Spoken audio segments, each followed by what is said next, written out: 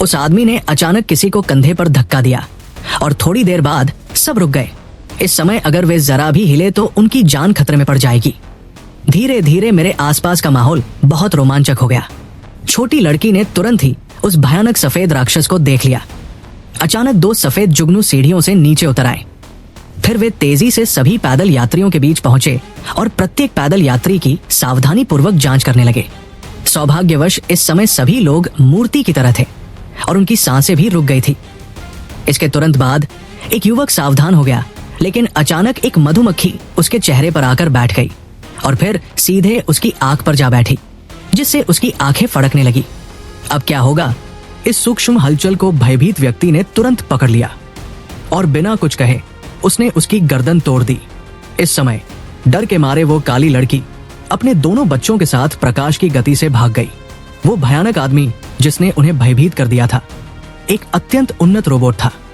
पता चला कि 2100 में बहुत ही कम समय में मनुष्यों द्वारा आविष्कृत रोबोटों ने आत्म जागरूकता प्राप्त कर ली और बहुत ही कम समय में 9% मानव जाति का सफाया कर दिया। बहुत कम लोग बच पाए। मनुष्यों को पूरी तरह से खत्म करने के लिए रोबोट समय समय पर सभी का परीक्षण करते हैं। जब भी उन्हें कोई दोष मिलता है तो वे हत्या कर देते हैं।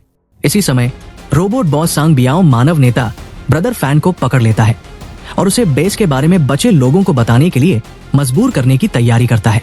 लेकिन बहुत कोशिश करने के बाद भी उसे भाई फैन से कोई उपयोगी सुराग नहीं मिल सका। सांग बियाओ जो ऊपर था तुरंत क्रोधित हो गया और उसने अपने आदमियों को भाई फैन को भगाने का आदेश दिया।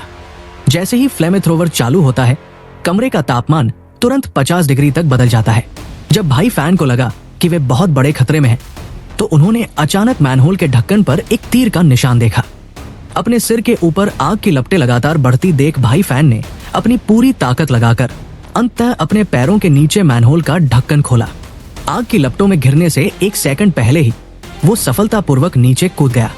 उसे जल्द से जल्द यहाँ से भाग जाना चाहिए और सभी को सांग बियाओ की साजिश के बारे में बताना चाहिए।